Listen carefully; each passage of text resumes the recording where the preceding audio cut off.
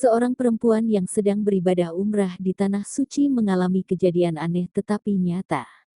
Ia tak bisa melihat Ka'bah meski dirinya sedang berdiri di depan bangunan suci tersebut. Gara-gara tak bisa melihat Ka'bah meski memiliki penglihatan yang normal, perempuan itu pun menangis histeris. Dalam sebuah video viral yang diunggah akun Instagram @ayatsuci, tampak seorang perempuan asing tengah menangis histeris dikelilingi oleh para jamaah lainnya.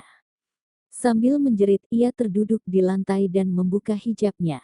Tampak raut wajahnya dipenuhi ketakutan menyadari dirinya tak bisa melihat Ka'bah. Jeritan dan tangis perempuan tersebut langsung mengundang perhatian jamaah lainnya.